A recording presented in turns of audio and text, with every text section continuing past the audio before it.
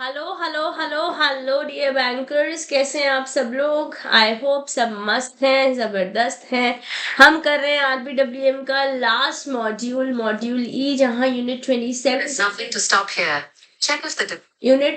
27 से लेके यूनिट 30 तक हम यहाँ पर पढ़ेंगे। एक बार टेक्निकल कंफर्मेशन दे दीजिएगा मुझे, मेरी तरफ से मुझे ऑडियो वीडियो सब सही नजर आ रहा है। ये टेलीग्राम ग्रुप है guys, if you haven't yet join कर लीजिए ताकि पोस्ट द सेशन आप कंटेंट कंज्यूम कर पाए। शुरू कर रहे हैं यूनिट 27 के साथ, module E, that is lenders appraisal procedure. So basically यहाँ पे एडिशनल इन्फॉर्मेशन है होम लोन से रिलेटेड मॉड्यूल ए में, जहाँ पे हम लेंडर अप्रेजल प्रोसीजर से चालू कर रहे हैं, दैट इज यूनिट 27। लोन का ओरिजिनेशन प्रोसेस क्या है, उसमें 3 फेजेस हैं। वो 3 फेजेस क्या है दोस्तों। इंफॉर्मेशन एक्विजिशन, मतलब अगर मैं पैसे दे रही हूँ, मैं बैंक हूँ और मैं लोन दे रही हूँ, तो पहले मैं इंफॉर्मेशन लूंगी बोरोवर की, वो कहाँ रहता है, क्या एम्प्लॉयमेंट है, क्या फाइनेंशियल इंफॉर्मेशन है। फिर मैं क्रेडिट अप्रेजल और सैंक्शन करूंगी, बंदे की क्रेडिट वर्दीनेस देखूंगी, अपना रिस्क कैसे, उस बंदे का रिस्क असेस करके अपने पैरामीटर्स के साथ, मापदंड पैरामीटर के साथ मैं नो वेरीफाई करूंगी, और फिर लोन एलिजिबिलिटी और टर्म्स एंड कंडीशन दिखाई जाएगी। ठीक है, एक बार आपने इन्फॉर्मेशन ले ली, क्रेडिट अप्रेजल कर लिया, सैंक्शन हो गया, और अब होगा डिसबर्समेंट। ओके, तो हमने क्या बोला, हम इंफॉर्मेशन अक्वायर किया, क्रेडिट अप्रेजल और सैंक्शन किया। अगर सैंक्शन नहीं होगा तो रिजेक्शन हो जाएगा यहाँ पर, और फिर डिसबर्स कर देंगे। ठीक है जी, आप रिलीज कर दोगे सैंक्शन लोन, और अमाउंट जो है, जो भी मेथड जिससे टर्म्स एंड कंडीशन जो भी कॉन्ट्रैक्ट में लिखा गया है, और अकॉर्डिंगली एक रीपेमेंट शेड्यूल भी बन जाएगा कि कैसे ईएमआई आने वाली है। अब इस पूरे प्रोसेस के कुछ की एस्पेक्ट्स हैं, जैसे क्रिटिकल अप्रेजल जो है कस्टमर का, जो हमारे कस्टमर का क्रेडिट वर्दीनेस जानना है कि उसका फिनेंशियल बैकअप कैसा है, करंट लोन कोई चल रहा है तो उस पर कोई डिफॉल्ट तो नहीं हुआ है। इसके बारे में आप पीपीबी में भी 7Cs में पढ़ कर आए हैं, क्रेडिट वर्दीनेस। यस, और फिर अपना रिस्क एनालाइज करेंगे, because this is very very important for you, and based on this risk analysis, risk parameter, will you decide कि लोन देना है या नहीं देना है, तो कितने ब्याज दर पे देना है और कितने समय तक देना है। यस, आप नहीं चाहते हो कि फ्रॉड हो, इसलिए verification of borrower is very very important. इसके बारे में केवाईसी गाइडलाइंस में के बारे में अपने आरबीडब्ल्यू में भी हमने बात करी है, और पीपीबी में भी यूनिट 2 मॉड्यूल ए का अच्छे से पढ़ कर आए हैं। ठीक है, अब को बोरोवर भी हो सकता है और गारंटर भी हो सकता है, who is apart from this individual is taking loan. उनका no there is a possibility कि उनसे आप फीस लें, प्रोसेसिंग में कुछ रिक्वायरमेंट हो। Okay, so these are few of the key aspects when I talk about loan and the sanctioning of it. ठीक है, तो आपने इंफॉर्मेशन ले ली, अब इसके बाद आप क्रेडिट अप्रेजल और सैंक्शन कर रहे हो, जहाँ पे आप रिव्यू कर रहे हो कि जो एप्लीकेशन गई है वो एलिजिबिलिटी क्राइटेरिया फुलफिल भी कर रही है या नहीं। जैसे कि आपने क्रेडिट स्कोरिंग इस्तेमाल किया, सिविल या फिर इक्विटास, जैसे हम बातें करके आए हैं पीछे। अगर इंफॉर्मेशन में कुछ गड़बड़ आई है, जो आपका अप्लायर है, जो आपसे लेंड करना चाह रहा है पैसे, जो बोरोवर है बेसिकली, उस अगर इंफॉर्मेशन इनकरेक्ट है, तो ऑफ कोर्स आपकी रिस्क भी बढ़ जाएगी, और ये जब हायर पॉसिबिलिटी कि ये डेट जो है बेड डेट पे कन्वर्ट हो जाए या एनपीए हो जाए। ठीक है, क्रेडिट अप्रेजल और सैंक्शन पे ध्यान दीजिएंगे, और उसके बाद आ जाएगा डिसबर्समेंट। आप लोन डिसबर्समेंट कर दोगे चेक के थ्रू, ट्रांसफर के थ्रू, डायरेक्ट पेमेंट के थ्रू, और रीपेमेंट स्केड्यूल भी यहाँ पे क्रिएट हो जाएगा। ये रहा आपके 3 phases for loan to happen. Yes, the entire process of application to sanctioning to disbursement. ठीक है, अब क्या डॉक्यूमेंट्स की जरूरत है जब आप होम लोन के लिए अप्लाई कर रहे हैं। एक एप्लीकेशन फॉर्म चाहिए, पासपोर्ट फोटो चाहिए, और एक आइडेंटिटी प्रूफ चाहिए, जिसमें आप पासपोर्ट लगा सकते हो, आधार, वोटर आईडी लगा सकते हो। उसके अलावा आपको, क्योंकि होम लोन है, अमाउंट जो है पैरामीटर से ज़्यादा हो जाता है, आपको पैन कार्ड लगाना पड़ेगा 20,000 से ऊपर। ठीक है, आधार लगेगा और एक प्रूफ ऑफ रेजिडेंस भी लगेगा। तो प्रूफ ऑफ आइडेंटिटी में आप वोटर आईडी, पासपोर्ट एक्सेट्रा लगा सकते हैं। अब आपको चाहिए एक सैलरी सर्टिफिकेट या फॉर्म 16, इनके लिए जो सैलरीड एप्लीकेंट है। इंफॉर्मेशन टेक्नोलॉजी जो ये आपका आईटी मतलब इनकम टैक्स असेसमेंट हो जाएगा। इनकम टैक्स असेसमेंट ऑर्डर लगाया जा सकता है किसके लिए? सेल्फ एम्प्लॉयड के लिए, जो बिजनेसेस कर रहे हैं, जैसे कोई प्रोप्राइटरशिप फर्म है, कोई परचून की दुकान। सैलरीड एप्लीकेंट्स के लिए फॉर्म 16 या सैलरी सर्टिफिकेट चाहिए होगा। सेल्फ एम्प्लॉयज के लिए इनकम टैक्स असेसमेंट चाहिए होगा। AS 26 भी, 26 AS फॉर्म भी यहाँ पर लग सकता है। ठीक है।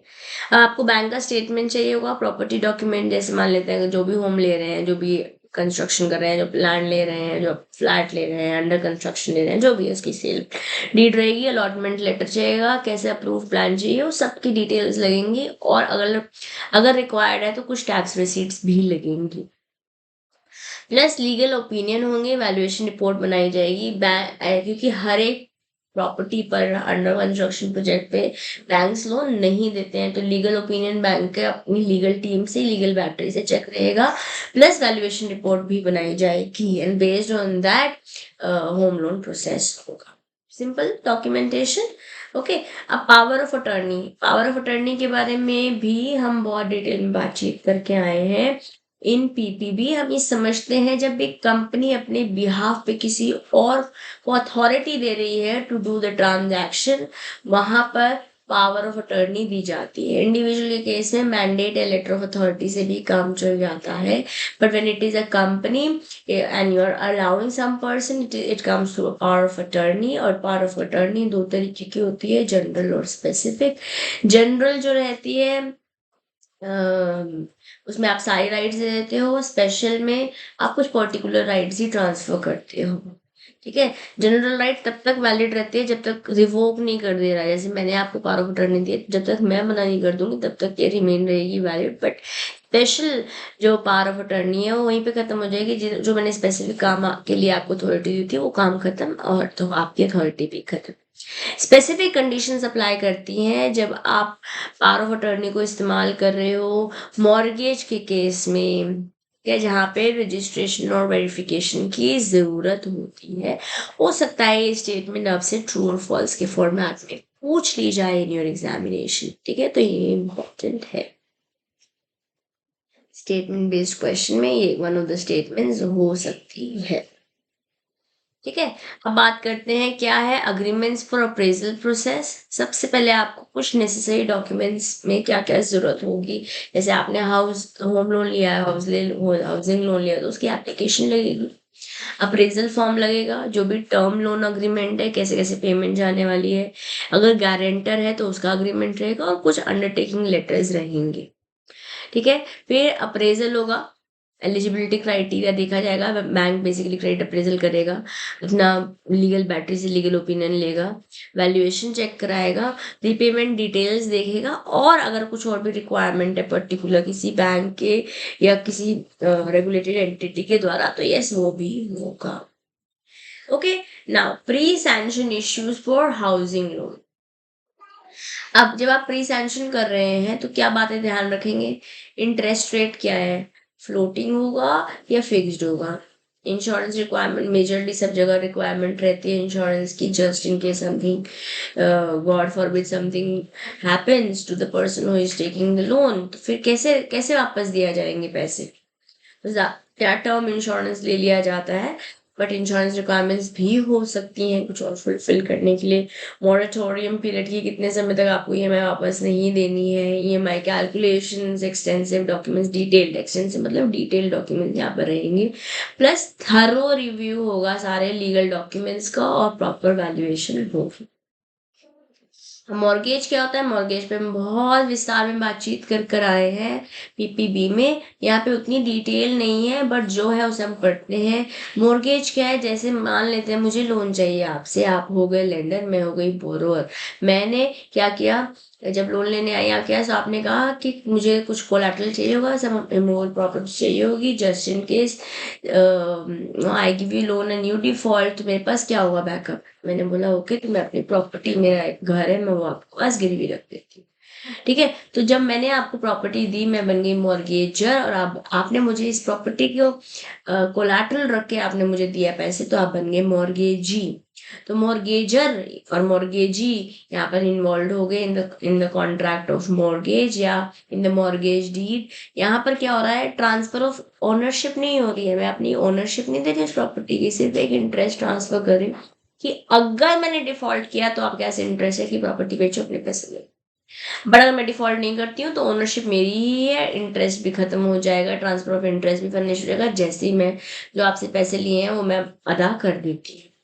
ठीक है। और मॉर्गेज सिर्फ इमूवेबल प्रॉपर्टीज में ही होता है, मूवेबल प्रॉपर्टी में या तो प्लेज होता है या हाइपोथिकेशन होती है।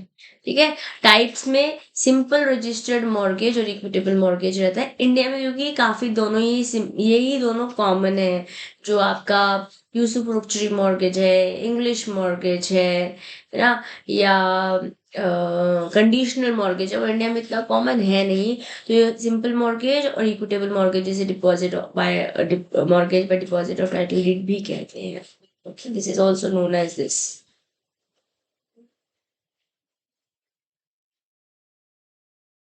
Now, की एस्पेक्ट क्या है इक्विटेबल मॉर्गेज के या फिर mortgage by deposit of title deed के, कि यहाँ पे जो आपकी टाइटल डीड है, जैसे मेरी प्रॉपर्टी के जो कागजात है, वो मैं आपको यहाँ डिपॉजिट करना पड़ेगा अगर मैं आपसे लोन ले रही हूँ।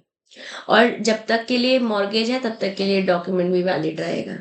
Priority is based on the order of creation and may allow property sale in case of default. अगर मैंने पैसे वापस नहीं किए तो मैंने आपको इंटरेस्ट दे दिया, राइट दे दिया है कि भैया आप नहीं मेरी प्रॉपर्टी बेचो और अपने पैसे वापस ले लो। ठीक है। अब registration of property document in Maharashtra, क्योंकि स्पेसिफिकली इस बारे में क्यों बात हो रखी है, क्योंकि एग्जाम में हमारे एक्चुअली कंटेंट में इस बारे में स्पेसिफिकली बात हो रखी है, तो मैं इसको आपको मार्क करूंगी कि आपको ये पढ़ना जरूर है पोस्ट द सेशन। ओके। क्या बात हो रही है, जो महाराष्ट्र में है, it is governed bye Bombay stamp act. Bombay stamp act से गवर्न होता है प्रॉपर्टी की रजिस्ट्रेशन बॉम्बे में। ठीक है। कंपल्सरी रजिस्ट्रेशन है कुछ सर्टेन प्रॉपर्टी ट्रांजैक्शंस के लिए। जो रजिस्ट्रेशन प्रोसेस है उसमें डॉक्यूमेंट्स होंगे सबमिट किसके पास, सब रजिस्ट्रार के पास। प्लस जो फीस रहेगी टिपिकली रहती है 1% द डॉक्यूमेंट्स वैल्यू, बट ये कैप्ड रहती है 30,000 पे। 30,000 से ज्यादा यहाँ आप नहीं देती। तो 30,000 या 1% of the document value, whichever is less, that is what you give to the sub registrar. तो अगर मैं कहानी इस पूरे चैप्टर को कंसोलिडेट करूं तो हमने फेजेस ऑफ लोन समझे, 3 फेजेस जाने, हमने डॉक्यूमेंट्स को समझा, हमने पावर ऑफ अटर्नी की स्पेशल और जनरल राइट्स को जाना, हमने मॉर्गेजेस के बारे में बात करी, सिंपल मॉर्गेज और इक्विटेबल मॉर्गेज, हियर इसको हम mortgage by deposit of title deed भी कहते हैं। रजिस्ट्रेशन प्रोसेस कैसा रहता है और महाराष्ट्र में स्पेसिफिकली क्या है, उन सब के बारे में इस पूरे चैप्टर में बात कर ली है। और इसी के साथ ये चैप्टर हुआ done, but we have some questions to be done because ये हमारे चैप्टर के बाद दे रखे हैं, तो इनको हम कर लेते हैं। Let's see. To consider the loan amount under the housing loan scheme, which of the following statements are true? The property is jointly held with spouse and the spouse is co-borrower. जैसे मान लेते हैं मैंने loan नहीं लिया है but मैंने property पे मेरा नाम भी है, तो मैं co-borrower ऑटोमेटिकली बन जाती हूँ। क्या ये स्टेटमेंट सही है? जी हाँ। The property is held in single name and the spouse stands guarantor. तो इस केस में यस में तभी भी डॉक्यूमेंट लगेंगे। The borrower's son or daughter who has a steady income, the salary is outed through the bank's account and joins as a co-borrower. Okay. Expected rentals, less taxes or less cess, etc. In case the house or flat being purchased is proposed to be rented. Okay. Regular income for all sources can be considered to arrive at total eligible loan, कि मैं यहाँ से पैसे आते हैं, यहाँ से पैसे आते हैं, तो मेरे टोटल इनकम के बेसिस पे आप मुझे लोन दे दीजिए। All of these statements will be taken as correct. ठीक है जी, these all of these taken statements will be taken as correct. Now Mr. Satish Kumar, working as a senior gazetted officer in a government department, having 20 years left for service, was recently transferred to Hyderabad. He approached the branch and requested that he is in pursuit of a good house and apartment in Hyderabad for immediate purchase, and he requires in principal sanction. Whether the bank accedes to his request, if so, is it valid for how many months? No, bank cannot accede to such request. Yes, it is valid for 1 month, 3 months and 6 months. Actually, यहाँ पे बिल्कुल eligible है क्योंकि अगर आपके पास maximum home loan house loan दिया जा सकता है 30 ईयर्स के लिए या फिर आपकी रिटायरमेंट एज से पहले। रिटायरमेंट को 20 साल है तो 20 साल के लोन दे सकते हो और ये वैलिड रहेगा 3 मंथ्स के लिए। कितने मंथ्स के लिए दोस्तों? 3 मंथ्स के लिए। तो आंसर क्या होने वाला है? See to this question.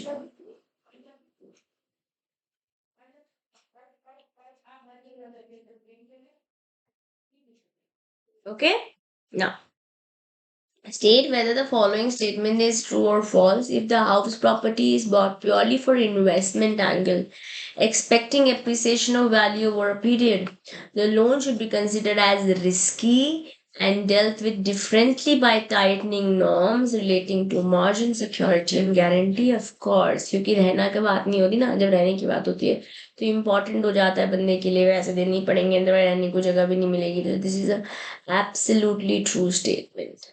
Yeah. Registration of charges with Sarsai in case of housing loan should mandatorily be done online within how many days from the registration or creation of equitable mortgage। और ये owners किसका है, responsibility किसकी है? Bank की है, और 30 दिन के अंदर अंदर हो जाना चाहिए। एक इंपॉर्टेंट डेटा ये हमें अपने दिल में उतारना है, यहाँ से एग्जाम में बहुत हाई पॉसिबिलिटी क्वेश्चन पूछे जाने की। Answer is 30 days। ठीक है, तो जो आपके लिए इम्पॉर्टेंट डेटा मैं इस चैप्टर से कंसोलिडेट फ्रॉम एमसीक्यूज करना चाहूंगी। एक तो validity with 3 months and registration with सरसे in 30 days is important. Okay, let's go to unit 28। बस 3 यूनिट्स और हमारा सिलेबस हो जाएगा डन। ठीक है, तो हम बात करने वाले हैं यहाँ पे हाउसिंग फाइनेंस और टैक्स प्लानिंग की। शुरुआत करते हैं टैक्स बेनिफिट्स के साथ। जब भी मैं हाउस लोन लेती हूँ तो जो मैं वहां पर ब्याज दे रही हूँ, ठीक है जी, वो मैं डिडक्शन की तरह क्लेम कर सकती हूँ up to 2 lakh per year. क्या बात बोल रहे हैं? इंडियन गवर्नमेंट ने वेरियस टैक्स कंसेशंस यूज करे हैं जो जब यूनियन बजट आता है to encourage housing and housing finance. की बेनिफिट्स क्या है? Under section 24B we have to learn this section.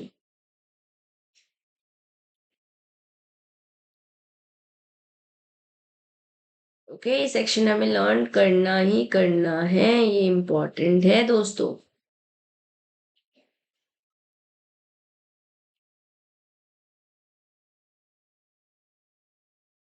Borrows जो है डिडक्शन क्लेम कर सकते हैं अंडर सेक्शन 24B। ठीक है, जो भी इंटरेस्ट, जो ब्याज पे किया, प्रिंसिपल अमाउंट पे नहीं होता है। कितने लाख रुपए तक? 2 लाख रुपए तक प्रति साल। ओके, बट ये लोन जो है 1 अप्रैल 1999 के बाद लिया होना चाहिए, 1999 के बाद लेना चाहिए, रहने के लिए लेना चाहिए एंड लेंडर सर्टिफिकेट भी रिक्वायर। अगर प्रॉपर्टी सेल्फ ऑक्यूपाइड है और कंस्ट्रक्शन है and is incomplete with in 5 years, तो डिडक्शन को आप, जो डिडक्शन आप 2 लाख की ले रहे हैं, कैपिंग ये 30,000 की हो जाएगी। 5 साल में तो हो जाना चाहिए ना, आपका घर बन जाना चाहिए, तभी भी इनकम्प्लीट है। सेल्फ ऑक्यूपाइड है तो जो इंटरेस्ट डिडक्शन रहेगी अंडर सेक्शन ओनली वो रहेगी ओनली 30,000, जैसे हमने यहाँ पे 2 लाख बोला था। ठीक है, pre construction interest can be claimed in 5 equal year installments subject to 2 lakh limit. 2 lakh हर साल की लिमिट है। अगर मान लेते हैं प्री कंस्ट्रक्शन इंटरेस्ट दे रहे हैं हम, तो 5 साल के लिए इक्वली आप प्रोवाइड कर सकते हैं। Income computation self occupied property के लिए कैसे रहेगा? क्योंकि यहाँ से तो कोई पैसे नहीं कमाया, रेंट हाउस रेंट कमाते हैं। अगर जो रेंटेड प्रॉपर्टी होती है सेल्फ ऑक्यूपाइड है, तो यहाँ पे इनकम आप 0 या नेगेटिव, नील या नेगेटिव के रूप में दिखाएंगे। ठीक है, to the extent of interest on housing loan, जैसे इंटरेस्ट मान लेते हैं 20,000 रुपए है पर मंथ फॉर एग्जाम्पल, तो 12 महीने का हो गया 2,40,000, बट कैपिंग कितने पे हो रखी है, 2 लाख पे। ठीक है, तो यहाँ पे इनकम कुछ नहीं आ रही, इसलिए उसको आप नहीं लगा दोगे। तो मान लेते हैं यहाँ से आप इनकम कमा रहे होते और 2,40,000 रुपये आप डिडक्शन लेना चाह रहे थे, तो पहले उस पर इनकम माइनस करनी पड़ेगी। Okay, इतनी डिटेल में क्वेश्चन पूछा नहीं जाएगा, but sensitive concept mention, I had to talk about it. Now principal repayment deduction, इससे बात हो रखी है सेक्शन 80C में। तो इंटरेस्ट की बात हो रखी है section 24B of IT act. Section 80C of IT act 1961, 80C हमें बात करता है कि 1.5 लाख रुपए तक की डिडक्शन अलाउड है जो प्रिंसिपल रीपेमेंट कर रहे हो। मान लेते हैं अगेन 15,000 रुपए का प्रिंसिपल अमाउंट है, तो 15,000 into 12 equals to 1 lakh and 80,000। Yes, 1,80,000 में और 1.5 लाख में कम कौन है, 1.5 लाख। 1.5 लाख रुपए तक की डिडक्शन आप ले सकते हो सेल्फ ऑक्यूपाइड के लिए भी, लेट आउट प्रॉपर्टी अगर रेंट पे भी दे रहे हो तभी भी 80C में आप 1.5 लाख रुपए तक का डिडक्शन ले सकते हो। इस लिमिट में कोई और इन्वेस्टमेंट अगर 80C में आपने कर रखी है, कोई PPF इंश्योरेंस, ये सब भी इंक्लूड हो जाता है। तो जैसे मान लेते हैं कि आपने म्यूचुअल फंड में SIP लगाते हो आप, टैक्स टैक्स वाला म्यूचुअल फंड है, टैक्स रिलीफ वाला, तो वो वाला अमाउंट लेकर 1.5 लाख है मैक्सिमम, मान लेते हैं वही 1.5 लाख हो जा रहा है, तो इस 1.5 लाख का प्रिंसिपल का आप कोई फायदा नहीं उठा पाएंगे, क्योंकि 80C में सिर्फ 1.5 लाख तक की ही आपको रिलैक्सेशन मिलती है। डिडक्शन सिर्फ प्रॉपर्टी कंप्लीशन पे ही अवेलेबल है, खत्म हो जाएगा जब प्रॉपर्टी बन के तैयार हो जाएगी तभी। And no deduction can be claim during construction phase, ये बहुत इंपॉर्टेंट बात है, बहुत वेरी वेरी, मतलब ये पूरा का पूरा, this is entirely very very important. अगर मैं एग्जाम में क्वेश्चन पूछूं तो मैं यहाँ से बेसिकली डेफिनेटली क्वेश्चन पूछूंगा। ठीक है, बहुत अच्छा टॉपिक है, very interesting topic. Okay, now let's talk about reversal of benefits under section 80C। अगर प्रॉपर्टी आपने बेच दी, खरीदी, ठीक है, 1.5 लाख का हर साल 80C का डिडक्शन है 5 साल के लिए, और 5 साल खत्म होने विद इन 5 ईयर्स, 5 ईयर्स खत्म होने से पहले ही डिस्पोजेशन, मतलब मान लेते हैं अंडर कंस्ट्रक्शन प्रोजेक्ट था, 5 साल के अंदर ही आपने प्रॉपर्टी बेच दी, जो टैक्स बेनिफिट आपने लिया था ना, उसे रिवर्स करना पड़ेगा and will be treated as income in sale year. उसे इनकम में डाल लेंगे। जैसे मान लेते हैं आपकी इनकम है 20 लाख रुपए, और आपने जो 5 साल में डिडक्शन लिए हैं वो लिए हैं लेट्स से 6.5 लाख के, ठीक है, 6.5 लाख के आपके बेनिफिट लिए लेट्स, 6.5 लाख रुपए आपके 20 लाख में ऐड हो जाएंगे, तो 26.5 लाख का आपका उस साल का इनकम आ जाएगा। Very important yet again. अब ये पूरा मॉड्यूल ई में 4 ही चैप्टर्स हैं, बट इतने प्यारे क्वेश्चन यहाँ से बन सकते हैं। कंसेप्ट आपको अगर क्लियर हैं तो आपको बिल्कुल डिफिकल्टी फेस नहीं होगी। First time loan, home loan management, मैंने पहला पहला घर खरीदा है तो उसमें 80EE में भी मैं डिडक्शन ले सकती हूँ। फर्स्ट टाइम होम ओनर जो है 50,000 का एडिशनल डिडक्शन लेता है, इंटरेस्ट जो उसने दे रखा है 2 लाख का तो है ही ऑलरेडी। 24B में फर्स्ट होम में 50,000 रुपये का इंटरेस्ट पे जो लिया रहा है एडिशनल डिडक्शन ले सकते हैं। होम लोन जो है वो सैंक्शन होना चाहिए with in a financial year with the property valuation below 50 lakh. अगर 50 लाख से कम की वैल्यू है प्रॉपर्टी की, और लोन जो है 35 लाख से ज्यादा का नहीं है, तब आप 80E की डिडक्शन ले सकते हो। जैसे मेरी प्रॉपर्टी का रेट है लेट्स से 1 करोड़ रुपए, ठीक है, और मैंने जो लोन लिया है वो लिया है 60 लाख रुपए का। तो बताइए क्या ये दोनों कंडीशन फुलफिल हो रही है 80EE में 50,000 रुपए की डिडक्शन लेने के लिए? नहीं हो रही, क्योंकि लोन अमाउंट 35 लाख से ज्यादा है, मैंने 60 लाख का लोन लिया है, प्रॉपर्टी की वैल्यू 1 करोड़ है, तो अगेन 50 लाख से ज्यादा है। यस, तो प्रॉपर्टी सेल्फ ऑक्यूपाइड भी हो सकता है let out non self occupied भी हो जाए, and this benefit can not be claimed under section 24B में हम बोल के आए, वहां पे आप इसको नहीं ले सकते हो, ठीक है, फॉर द सेम इंटरेस्ट। ना eligibility for section 80EE deduction, अगर कोई इंडिविजुअल टैक्स पेयर है वो डिडक्शन ले सकता है जब प्रॉपर्टी चाहे खुद के लिए ले रहा हो चाहे ज्वाइंटली ले रहा हो। जो दोनों कॉर्नर है वो इंडिपेंडेंटली 50,000 रुपए का रिडक्शन ले सकते हैं। Claiming is possible in even if the tax payer resides in rented accommodation. क्योंकि आप वहाँ पे हाउस रेंट अलाउंस ले रहे होंगे ना, एचआरए ले रहे होंगे हाउस रेंट में। ओके, कंप्यूटेशन कैसे करोगे income for let out property, मतलब अगर आप प्रॉपर्टी ले रहे हो आगे रेंट पे देने के लिए, तो यहाँ पे जो इनकम कैलकुलेट होता है जीएवी जिसे हम बोलते हैं ग्रॉस एनुअल वैल्यू, उसमें से म्युनिसिपल टैक्सेस माइनस कर देते हो, deduction for 30% of NAV minus कर देते हो, और इंटरेस्ट ऑन बोरोड कैपिटल जो ब्याज दे रहे हो वो भी माइनस कर देते हो। उस तरीके से आप इनकम कैलकुलेट करते हो। जैसे मान लेते हैं इनकम आपने एक महीने के आप 20,000 रुपये कमा रहे हो प्रॉपर्टी से, तो साल के हो गए 2,40,000 रुपये। इस 2,40,000 रुपये से मान लेते हैं 5,000 रुपये अपने म्युनिसिपल टैक्स दिया, 2,40,000 में से 5,000 रुपये आपने म्युनिसिपल टैक्स दिया। ठीक है, एनएवी का 30% डिडक्शन ले लिया, मान लेते हैं let's say this is 15,000 for example. ठीक है, all of this is an example. NAV का ले लिया आपने, इंटरेस्ट दिया था लेट्स से आपने इसमें 50,000 रुपये का इंटरेस्ट दिया था। तो अब इनकम कितनी कमाई आपने, इनकम कितनी कमाई दोस्तों आपने, इनकम कमाई आपने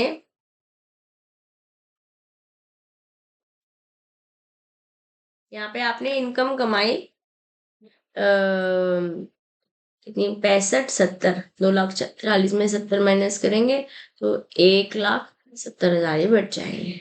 ठीक है, 1,70,000 पे आप टैक्स दोगे। ठीक है, अब interest on loan for commercial property कैसे रहेगा, interest on loan for commercial property और personal needs against property mortgage can be fully deducted while principal repayment benefits are not available। तो कमर्शियल प्रॉपर्टी मतलब आज इस प्रॉपर्टी से पैसे कमाने वाले हो, ठीक है, उसमें आप जो लोन है, इंटरेस्ट है, सॉरी इंटरेस्ट कंपोनेंट है, इंटरेस्ट कंपोनेंट है, उसको तो डिडक्शन ले सकते हो सेक्शन 24B में या फिर 80EE में। ठीक है, बट प्रिंसिपल पे कोई बेनिफिट नहीं मिलता है कमर्शियल प्रॉपर्टी पर। ओके ना, होम लोन अगर ज्वाइंट नेम पे है तो टैक्स बेनिफिट जो है वो डिवाइड कर देंगे, मतलब टैक्स बेनिफिट लेट से 2 लाख रुपए का है तो 1-1 लाख रुपए मिलेगा। ठीक है, allowing each to claim deduction proportionately, जिस जैसे भी आपने प्रॉपर्टी की ओनरशिप है उसके अकॉर्डिंगली प्रोपोर्शनेटली आप ले सकते हैं। इससे हमको अलग अलग टैक्स बेनिफिट जो एक बोरोवर ले सकता है वो हमने आईटी एक्ट में पढ़ लिया है। बस इतना ही है ये चैप्टर, बहुत crisp to the point exam relevant बातें हम कर रहे हैं। जैसे मान लेते हैं क्वेश्चन आपसे पूछा गया है कि एक बंदा है उसने लोन लिया है 25 लाख रुपए का, क्या ये 50 लाख रुपए से, क्या ये 35 लाख रुपए से नीचे है, हाँ ये 50 लाख रुपए से ज्यादा की प्रॉपर्टी है, हमें पता नहीं है। ये एक फ्लैट लिया है, 25 लाख का लोन लिया है सेल्फ ऑक्यूपेशन के लिए, paid 2,20,000 towards interest. Maximum amount जो इंटरेस्ट पे क्लेम कर सकता है वो है 2 लाख रुपए अंडर सेक्शन 24B। ऐसे क्वेश्चन आपसे पूछे जाते हैं दोस्तों। तो आंसर क्या है यहाँ पे, 2,20,000 के 2 लाख, 2 लाख मिलेंगे। ठीक है, husband and wife jointly raised a loan in April 2014 for construction of a house for self occupation. The construction was completed in 2015। 5 साल में कंप्लीट हो गया है ना, 5 साल के अंदर कंप्लीट हो गया, तो 1 साल में करे तो they have been paying the housing installment on 50-50 basis, मतलब 50% हस्बैंड देता है और 50% वाइफ देती है। ओके, जो इंटरेस्ट दिया गया है वो दिया गया 4,25,000 का, तो 50-50 कर देते हैं तो बन जाता है 2,15,000 रुपए। ओके, तो maximum interest which each of them can claim is 2,15,000 हुआ ना, तो 2 लाख पे 2 लाख मैक्सिमम होता है, 2,15,000 पे नहीं, 4,25,000 is the interest that they have paid. Maximum ले सकते हो 2 लाख, और 50-50 है तो 1-1 लाख रुपए ले सकते हो। तो आंसर क्या हो जाएगा, maximum interest which each of them can claim.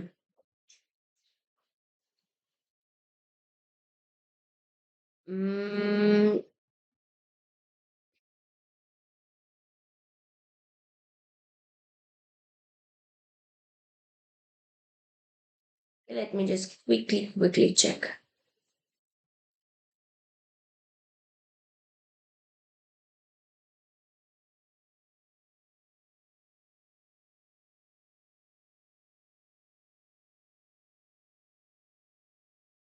Yes, 2 lakh rupees what they can avail.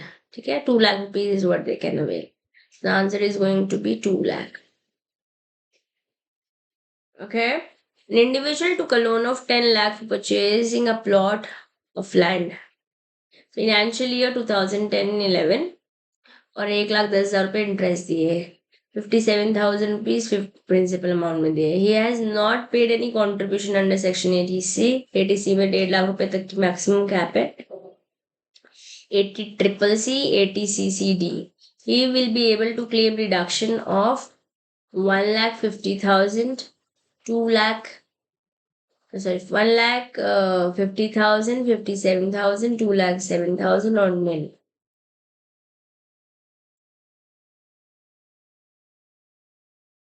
हम्म,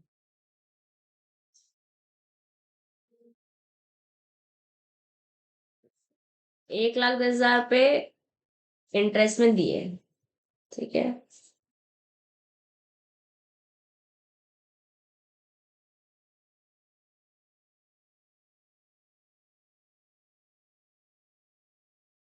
ये हुआ 2010-11 में.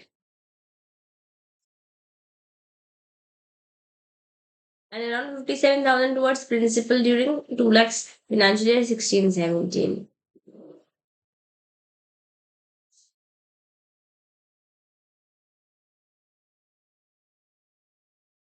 Guys, let me just quickly check this question because I'm a, I'm a little not able to process the data. Give me a moment.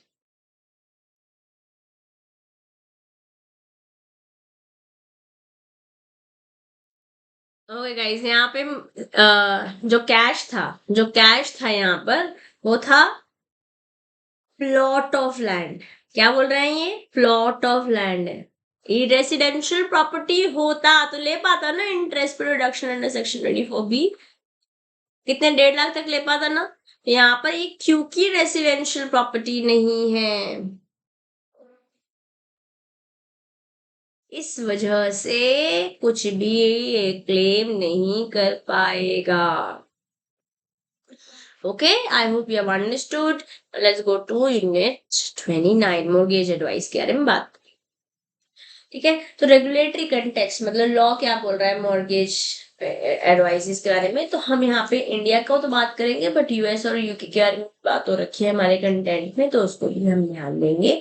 जो mortgage advice profession है वो operate करता है बिना किसी स्पेसिफिक रेगुलेशन के. कोई एंट्री बैरियर नहीं है या कोई भी डिफाइंड कोड नहीं है, कोड ऑफ कंडक्ट नहीं है, जिसकी वजह से कोई भी जना मॉर्गेज एडवाइस कर सकता है विदाउट फॉर्मल ओवरसाइट इंडिया में.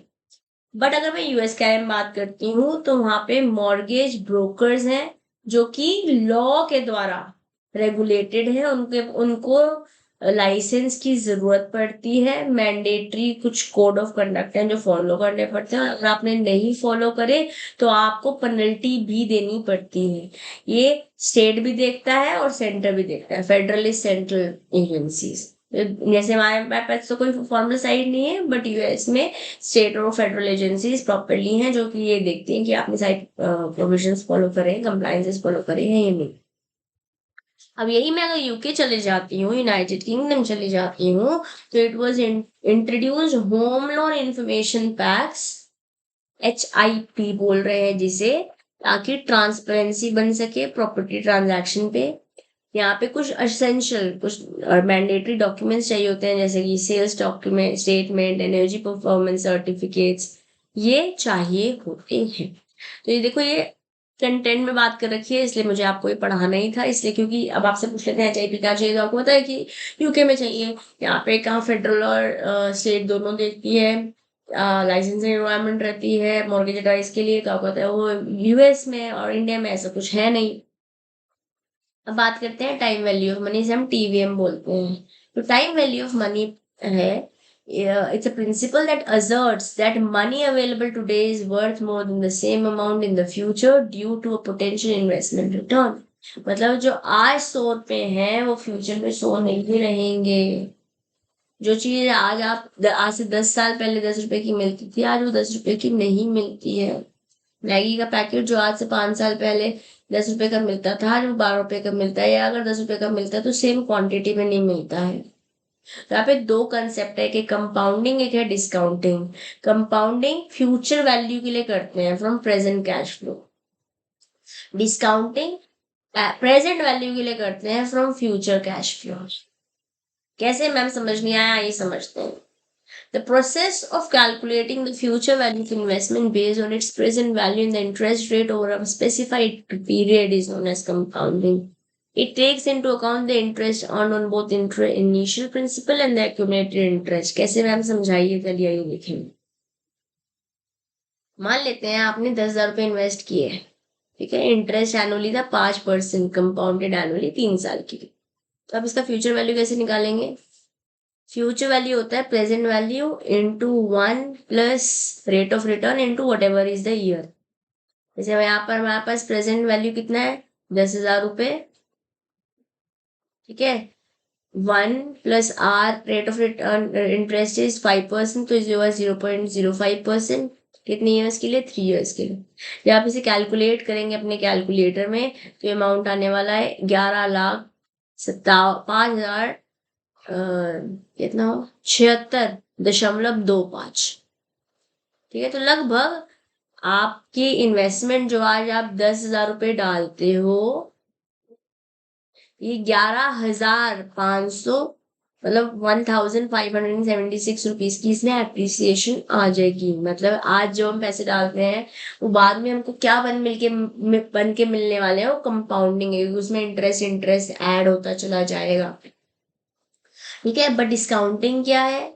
Discounting is the process of determining the present value of future cash inflow. मतलब फ्यूचर में जो पैसे आने वाले हैं उसको मैं प्रेजेंट के साथ रिलेट कर रही हूँ, आप मैं डिस्काउंटिंग रेट निकालती हूँ। मतलब जैसे मान लेते हैं 10,000 रुपये इस साल आने वाले हैं, 50,000 रुपये अगले साल आने वाले हैं, 17,000 रुपये उसके अगले साल आने वाले हैं। तो इस साल के तो 10,000 है, बट जो आप अगले साल के 50,000 बोल रहे हो ना, आज की तारीख में वो 50,000 है नहीं, वो कितने हैं उसे आप डिस्काउंट करके निकालते हो। मैम कैसे, थोड़ा सा एग्जाम्पल के साथ समझाइए, आइए। इफ यू एक्सपेक्ट कि आप 15,000 रुपये कमाएंगे 5 साल के लिए, 15,000, 15,000, 15,000, 15,000, 15,000, डिस्काउंटिंग दे रखी है 6% के हिसाब से, तो उसकी प्रेजेंट वैल्यू कैसे निकालोगे? जब भी जो भी परसेंटेज दे रखा होता है, जैसे 6% दे रखा है, तो इसे निकालेंगे 1.06, 1/1.06। मान लेते हैं 10% दे रखा होता है, जैसे बोलते हैं 1/1.10। मान लेते हैं 12% दे रखा होता, तो ये हो जाता है 1/1.12। ठीक है, तो ये फर्स्ट ईयर के लिए, ये सेकेंड ईयर के लिए, थर्ड ईयर के लिए, फोर्थ ईयर के लिए, फिफ्थ ईयर के लिए। ऐसे आप कैलकुलेटर से निकालते हो। जैसे आप 1/1.06 करके इक्वल्स टू दबाते हो, तो जो अमाउंट आता है वो फर्स्ट ईयर है। फिर एक और बाई इक्वल टू दबाते हो, ये सेकेंड ईयर है। एक और बाई तो थर्ड है, फिर फोर्थ है, फिर फिफ्थ है।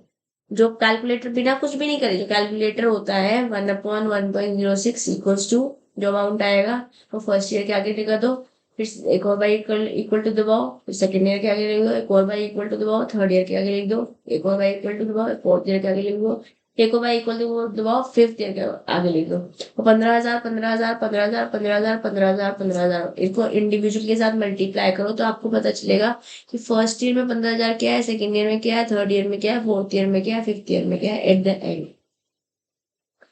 ओके, और इससे आप वैल्यू निकाल पाओगे। तो जो भी अमाउंट आया, जैसे मान लेते हैं यहाँ 15,000 1 year, 2 year, 3 year, fourth year, fifth year. 15,000, 15,000, 15,000, 15,000, 15,000। ठीक है, तो 1/1.06 करते हैं। मेरे पास अभी कैलकुलेटर अवेलेबल नहीं है, तो मैं मोबाइल में कर रही हूँ। आप लोग कैसे, अगर कैलसी अवेलेबल है तो आप वहां पे कर सकते हैं।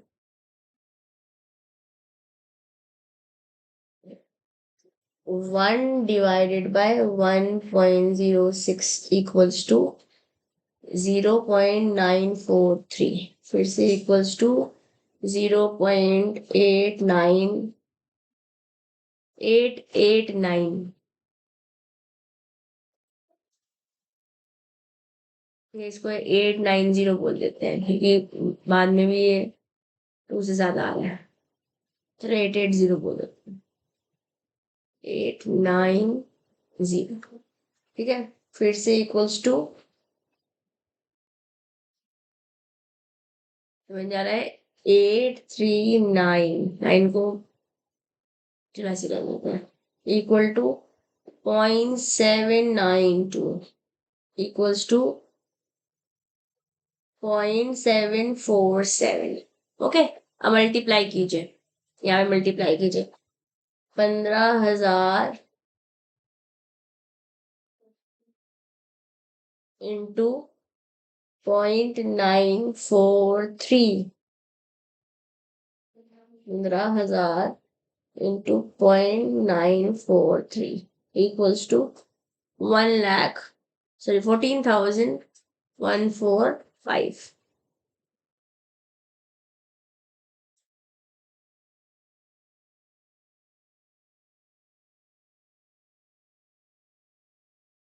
ओके सॉरी गाइस, मैंने आपको डिस्काउंटिंग सिखा दिया फ्यूचर के लिए। Okay, so we are not going to do it like this, I am really sorry. यहाँ पे हम सिंपल फॉर्मूला लगाएंगे। जो फॉर्मूला ऊपर दिख रहा है हमको, क्या दिख रहा है, 15,000 रुपए है करंटली, ये हो जाएगा, फॉर्मूला में डालिए नंबर होएगा। Let's put it in formula, let's not get ourself confuse. क्या ना, 1.006 इंटू 5 टाइम्स है, ये मल्टीप्लाई करिए आ जाएगा, और 15,000 के डिवाइड करेंगे तो 5 साल बाद 15,000 की वैल्यू जो अगर देखते हैं प्रेजेंट फ्यूचर में देखते हैं, future value of the current 15,000 is equal to 1,00,000, sorry 11,201। जो हमको 15,000 लग रहा है 5 साल बाद, वो 15,000 नहीं है, वो सिर्फ 11,000 ही है। ओके, बस इस फॉर्मूला में डालेंगे। हमने ऊपर क्या किया था, फ्यूचर वैल्यू में क्या किया था, मल्टीप्लाई किया था प्रेजेंट वैल्यू में। बट अगर मैं प्रेजेंट वैल्यू, अगर मैं इसी को उठा लेती हूँ, आपको मैथ्स तो आती है ना, अगर मैं ये प्रेजेंट वैल्यू बोल देती तो future value divided by 1 + r raise to the power n हो जाता। ये फॉर्मूला सिंपल है। अगर ये प्रेजेंट वैल्यू निकालना होता, ये यहाँ पे रह जाता, ये इसके नीचे चला जाता, क्योंकि यहाँ मल्टीप्लीकेशन में था, यहाँ डिविजन में चला जाएगा। ठीक है, सो दैट्स इट। तो अच्छा, ये हुई आपका प्रेजेंट कंपाउंडिंग और discounting. I hope it is clear. Now let's talk about rule of 72, 115 and 144। Rule of 72 क्या बोलता है, ये रूल बोलता है कि a quick way to estimate the number of years required to double an investment at a fixed annual rate. मतलब years to double कितने लगते हैं, जैसे मान लेते हैं 72 को आप डिवाइड कर देते हो इंटरेस्ट रेट के साथ। अगर इंटरेस्ट रेट 6% है तो 12 साल लगेंगे आपके अमाउंट को डबल होने में। तो अगर आज आपने 5 लाख रुपए लगाए हैं, उसे 10 लाख होने में 12 साल लगेंगे। कैसे कैलकुलेट करते हो, रूल ऑफ 72 से, 72 से डिवाइड कर देते हो उस प्रतिशत को, जो प्रतिशत के हिसाब से आपको ब्याज दर मिल रहा है। This means it will take approximately 12 years for investment to double at a rate of 6% per annum. ठीक है, रूल ऑफ 115 क्या बोलता है, आप, ये बताता है कि एक इन्वेस्टमेंट को ट्रिपल होने में अगर एक फिक्स्ड इंटरेस्ट रेट है तो आपको कितना समय लगेगा। मान लेते हैं 5% का ब्याज दर है, तो 115 को 5% से डिवाइड करते हो तो आपको 23 साल लगेंगे। It is going to take you 23 years for that amount to triple. जैसे मान लेते हैं आपने 5 लाख रुपए लगाया है, उसे 15 लाख रुपए करना है, 5% के हिसाब से एवरी ईयर रिटर्न आ रहा है, तो it is going to take 23 years। 5 lakh को 15 लाख होने में 23 साल लगेंगे, ऐसा रूल 115 बोलता है।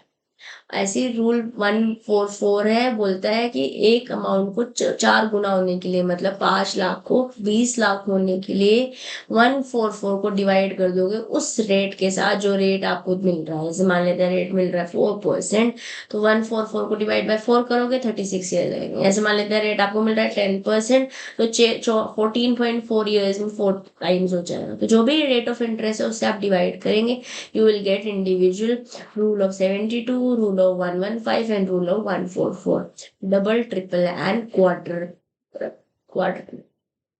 Am I clear? Easy, important. Okay, तुम क्या बोल रहे हैं, अगर मैं ऊपर बताऊं, 12 साल लग रहे हैं, 23 साल लग रहे हैं, 36 साल लग रहे हैं, ये रेट ऑफ इंटरेस्ट के साथ, ये एग्जाम्पल है, ये चेंज हो सकते हैं, these can be different.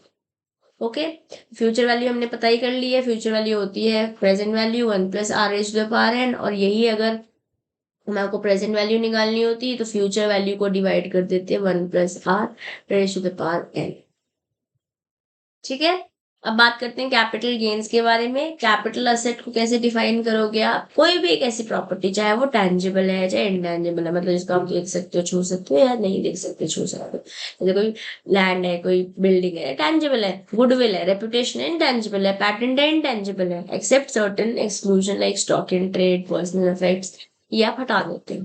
Short term और लॉन्ग टर्म क्या है? जब भी कोई चीज, जब भी कोई प्रॉपर्टी 24 महीने, वैसे तो 12 महीने 1 साल होता है, बट जब भी मैं शॉर्ट टर्म गेन और लॉन्ग टर्म गेन के बारे में बात करती हूँ, 24 महीने से नीचे कोई प्रॉपर्टी आपके पास रही है, कोई प्रॉपर्टी आपके पास रही है 24 महीने से नीचे रही है,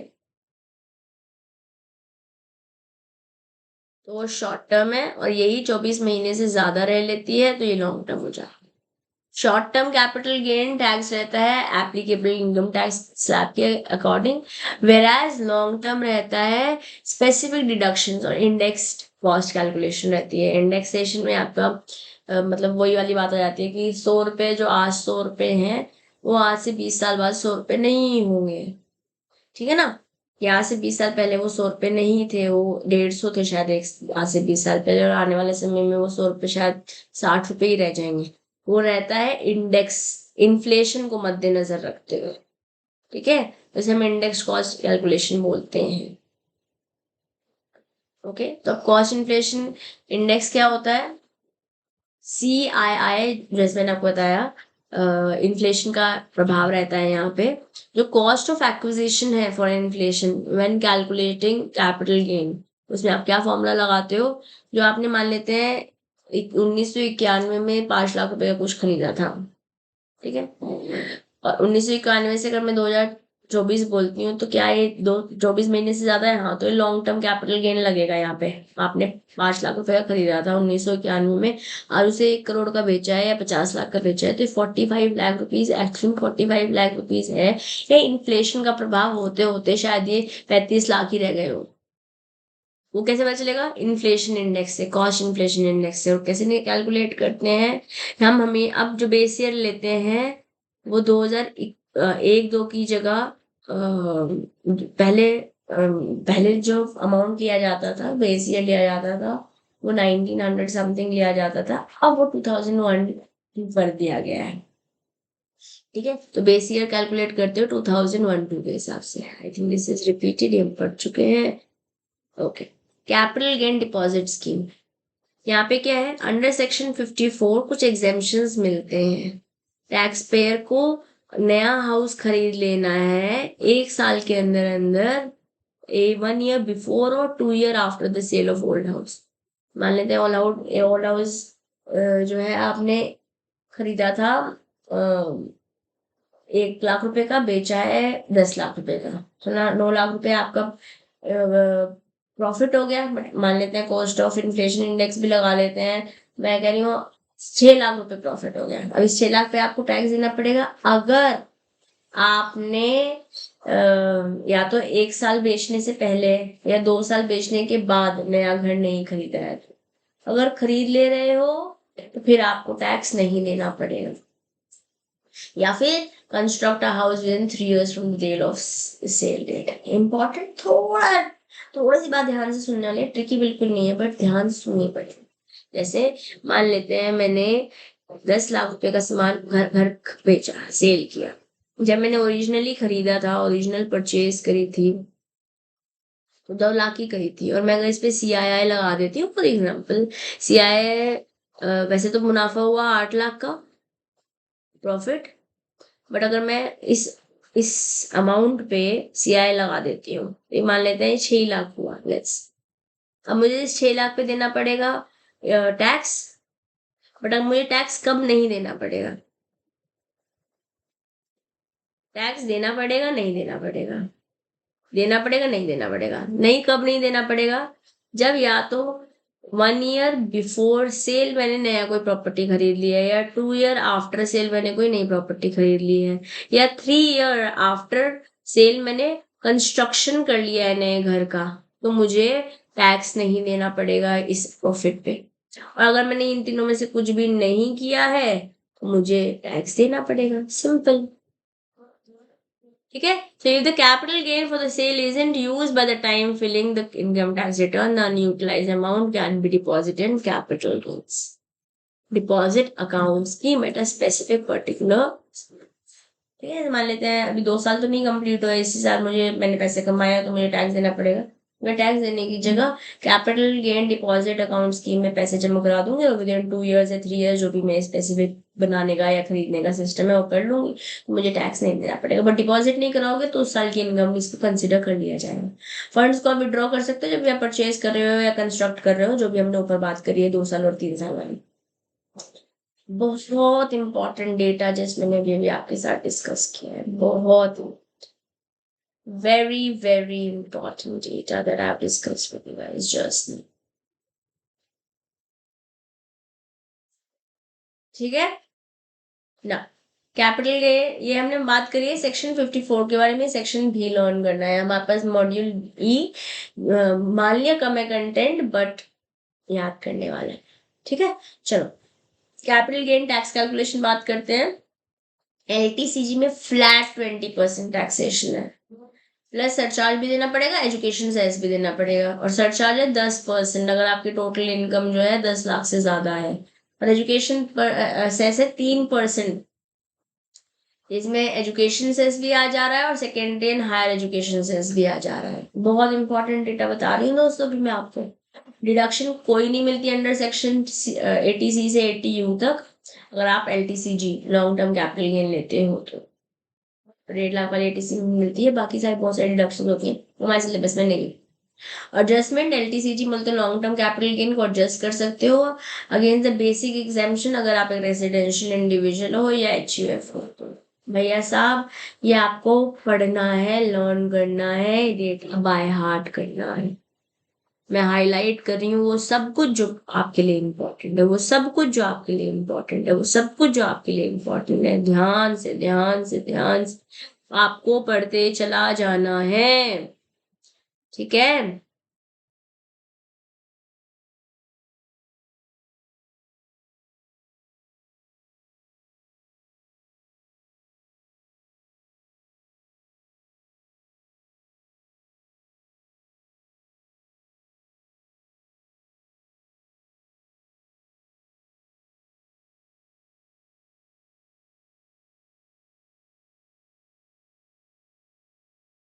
ठीक है दोस्तों, बहुत इंपॉर्टेंट बात करिए जिस भी मैंने आपसे. Okay, moving forward. Loan calculator कैसा है, जैसे मान लेते हैं आप एक होम लोन ले रहे हो तो कैसे एनालाइज करोगे. वेरियस ऑप्शन और कैसे अवेलेबल है. ये एक ऐसी एक्सरसाइज है जो आपके लिए एक सिंपल रीयूजेबल लोन कैलकुलेटर बनाने में आपको मदद करेगी. मैंने भी सिंपल कैलकुलेटर पे बनाया है. ये मैंने कहा क्या, एक्सेल शीट पे गई मैं. ठीक है, वहां पर बता रखा था कि B5 में ये डालिए, B5 में ये डालिए. जैसे मान लेते हैं इंटरेस्ट रेट आपका 10% है, 24 महीने के लिए लोन ले रहे हैं, लोन का अमाउंट है 1 लाख रुपए. तो आपको जो पेमेंट करनी पड़ेगी 4,614 रुपये. और मैं इसको रुपये में भी कन्वर्ट कर लेती हूँ तभी भी यही अमाउंट है. कैसे किया मैंने, ये मेरे को दे रखा था एक्सेल शीट में, मैंने ये सब डाला. ऐसे एक्सेल में ऐसे नहीं होता, ऐसे बना रखा होता है. A B C ऐसे नहीं, 1 2 3 4 ABCD. ठीक है, तो B1 is this, B2 is this, C3 is this, D4 is this. तो ये जो डेटा दे रखा मैंने डाला और मैंने कैलकुलेट कर दिया. ओके, ये जो जैसे इन्होंने यहाँ बता रखा है वैसे मैंने यहाँ पे अच्छे से समझाया मैं. ठीक है, चलिए. और जैसे फॉर एग्जाम्पल मान लेते हैं 9% का ब्याज रेट है, तो आप कैलकुलेट इस फॉर्मूला में डालते हो. मतलब यहाँ पर मैंने सिर्फ फॉर्मूला लगाया है, ये फॉर्मूला दे रखा है. मेरे पास एक्सेल यहाँ पे, एक मिनट चेक कर लेती हूँ है क्या.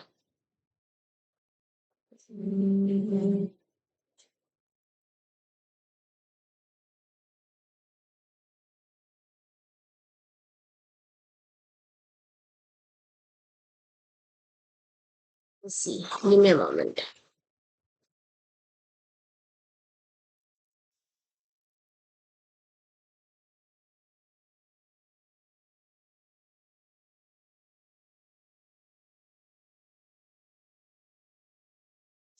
दिख रहा है आपको screen? Are you guys able to see my screen? Just C.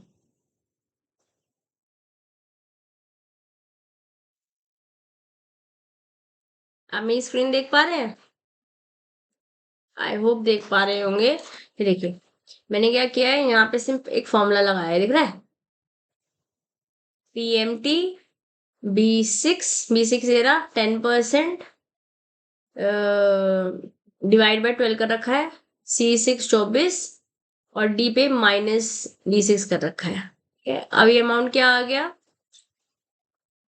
Amount आया 4,614 रुपए। ठीक है, यही अगर मैं इंटरेस्ट रेट 9% कर देती हूँ लेट्स से, ठीक है, और ड्यूरेशन कर देती हूँ जो हमारे पास कंटेंट में दे रखा है, ड्यूरेशन कर देती हूँ 24% और 1 लाख का अमाउंट रहने देती हूँ। देखो ये अमाउंट चेंज हो गया ना, this amount has change, 4,568 rupees हो गया ये। यही अगर मैं इसको 9.25% कर देती हूँ,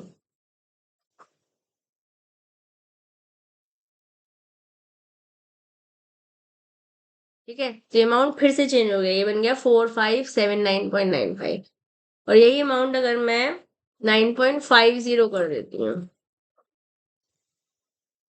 ठीक है, तो ये बन गया 4,591.45। सिंपल फॉर्मूला मैंने एक्सेल पे लगाया हुआ, कुछ भी नहीं है, बट क्योंकि कंटेंट में दिया गया है और मुझे लगता है कि सिंपल सी स्टोरी है तो इसको मिस ही क्यों करना है, why should we miss it, that is why I have done it, okay, that is why I have explained it. चलिए कंटिन्यू करते हैं अपना कंटेंट को।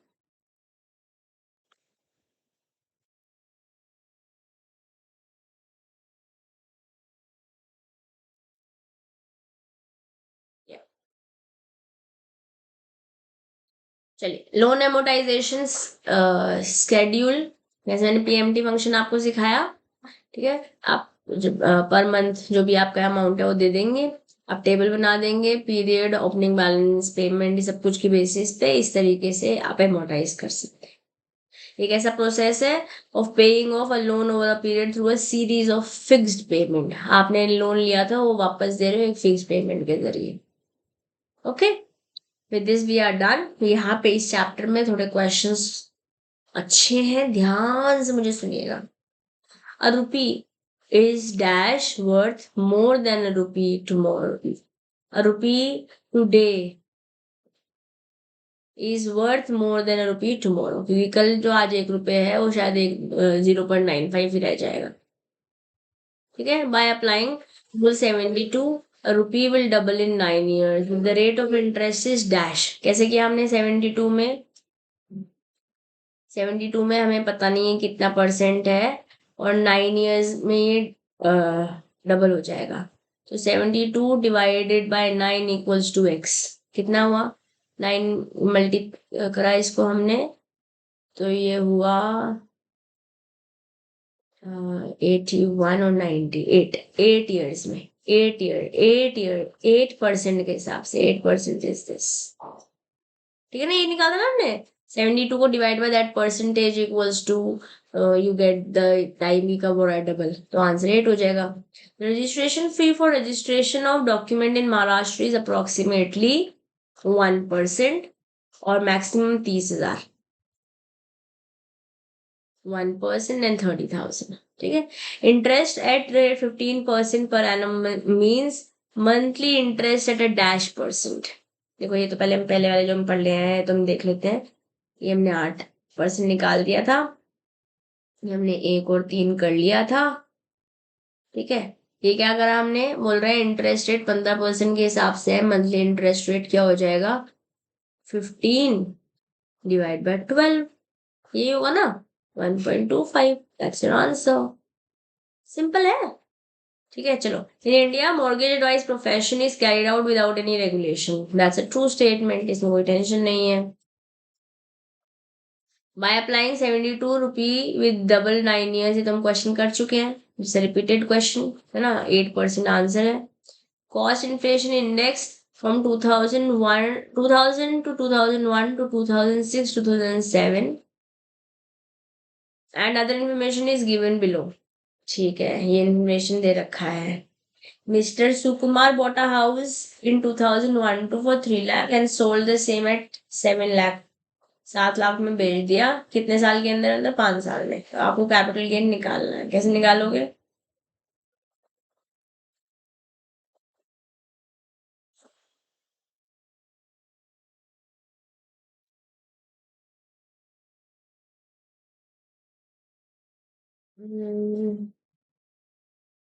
Guys, let me just quickly check this one. 2 का 1, 2 का 1 इज ट्रू है ना? मैं फॉल्स क्यों बोल दिया? मैं भी ट्रू ही बोला था। ये गड़बड़ दे रखा। This is false, this is true only. हमने ट्रू ही देखा है ना, ट्रू ही बोला था, यहाँ पे भी ट्रू ही बोला था, पीछे भी ट्रू ही दे रखा है। चलिए खैर एलटीसीजी निकालते हैं। कैसे निकालोगे? 2001, 2, 3, 4।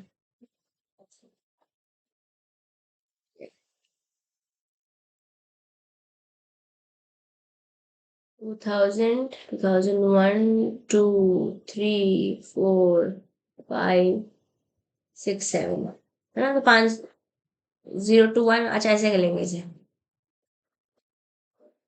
क्या हो जाएगा ये?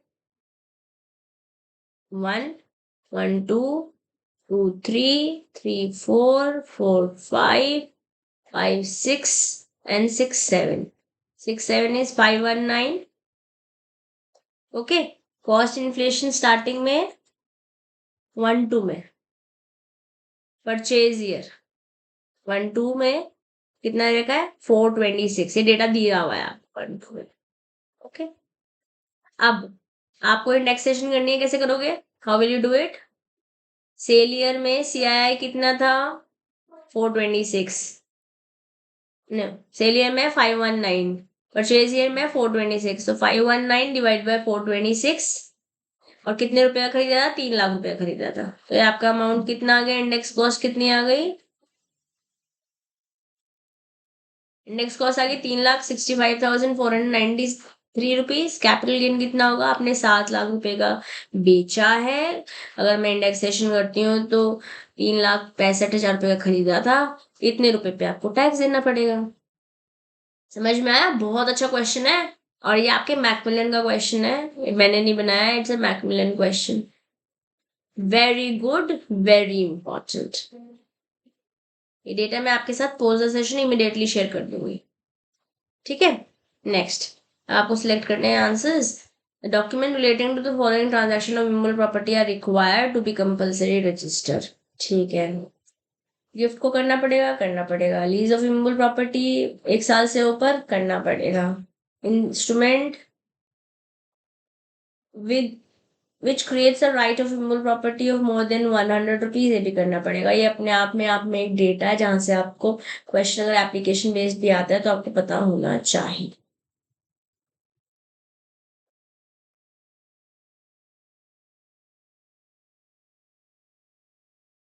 ठीक है। The answer is all of the above here. And with this we are done. एक बहुत अच्छा क्वेश्चन है ये वाला, एक बहुत अच्छा क्वेश्चन है ये वाला।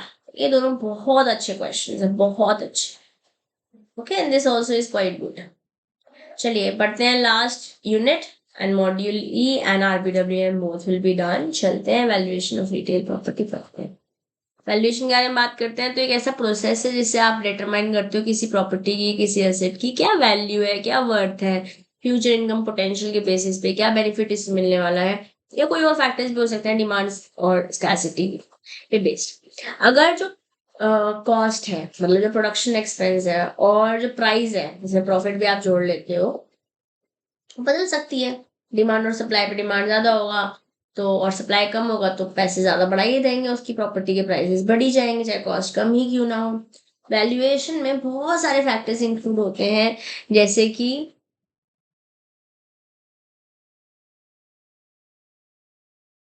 कि utility, scarcity, demand and transferability. Transferability मतलब जैसे कोई एनकम्बर्ड प्रॉपर्टी है, लड़ाई झगड़े वाली, तो ट्रांसफर नहीं कर पाओगे तो कितनी मर्जी प्रॉपर्टी की वैल्यू हो जाए। वैल्यूएशन प्रोफेशनल जैसे कि आर्किटेक्ट्स है, इंजीनियर्स डेटा का इस्तेमाल करते हैं, मार्केट कंडीशंस का इस्तेमाल करते हैं, अपनी एक्सपर्टीज का इस्तेमाल करते हैं ताकि डिटरमाइन किया जा सके क्या फेयर मार्केट वैल्यू है थ्रू लिमिटेड डेटा एक्सेसिबिलिटी।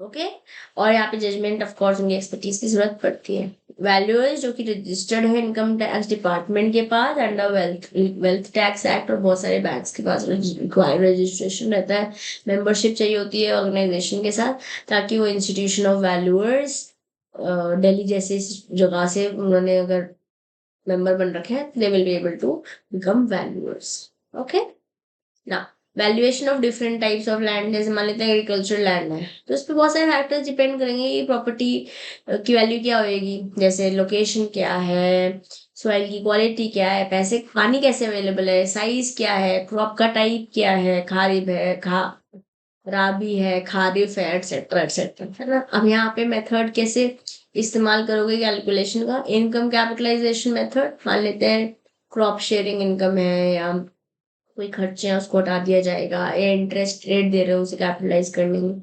और दूसरा हमारे पास मेथड है सेल स्टैटिस्टिक मेथड, जहाँ पे आप कंपेयर करते हो सेल वैल्यू को सिमिलर नियर बाय लैंड के साथ, जैसे मान लेते हैं, और सबसे ज्यादा इंडिया में इस्तेमाल यही किया जाता है, मतलब इन जनरल वैल्यूएशन के लिए सबसे ज्यादा बढ़िया है रिलेटिव प्राइस मॉडल है, जिसको हम सेल स्टैटिस्टिक मॉडल बोल रहे हैं। यहाँ पे आपके जैसी प्रॉपर्टी किसी और की थी, वो कितने की बिकी, वो उससे आपकी वैल्यू पता चल जाएगी। ठीक है, ये इंपॉर्टेंट है, वैसे कर रही हूँ मार्क, पढ़ना है इसको। मॉड्यूल ई में आपको समय देना पड़ेगा रिविजन में, जिसमें कोई दो राय नहीं है। कैसे नोट्स आएंगे, आप इस पे चाहे 2 घंटे भी लगाइए, बहुत बढ़िया है, लगाइए मॉड्यूल ई पे रिविजन करने में समय। ठीक है, फिर अर्बन लैंड के बारे में बात करते हैं, एग्रीकल्चर लैंड तो हो गया, अर्बन लैंड के बारे में बात करते हैं, मतलब जो शहरों में जगहें हैं उसके ये फैक्टर्स होंगे जो डिटरमाइन करेंगे उसकी वैल्यू, जैसे कि लोकेशन क्या है, साइज क्या है, यूसेज क्या है, सॉइल क्वालिटी क्या है, और लीगल इनकम्बरमेंट तो नहीं है कुछ। ठीक है, इनकम्बरेंसेस तो नहीं है कुछ। इसके मेथड क्या है, कंपैरेटिव मेथड, जो आसपास की प्रॉपर्टी है उससे, जैसे हमने स्टार्टिंग में मेथड बोला। रेंट कैपिटलाइजेशन मेथड, कि अगर हम इसे रेंट पे चढ़ाते हैं तो कैसा रेंट कमाएगा, based on the net rental income of the benchmark property, similar property. Belting method, ये सूटेबल है प्लॉट्स के लिए जहाँ पे कुछ फ्रंटेज टू डेप्थ रेशियो है, कि आगे का ऐसा है पीछे का ऐसा है टाइप्स। एक्सट्रैक्शन मेथड, ये डिराइव करी जाएगी unit price from the near by developed properties. Developed property अगर डेवलप्ड है तो एक्सट्रैक्शन है, in general near by property है तो कंपैरेटिव है, ये बात ध्यान रखेंगे। छोटी छोटी बातें बट इंपॉर्टेंट है। गाइडलाइन वैल्यूएशन भी हो सकती है, सरकार के द्वारा कुछ वैल्यूज पब्लिश हो सकती है जो स्टैम्प ड्यूटी या टैक्स पर्पसेस के लिए इस्तेमाल करी जाती है।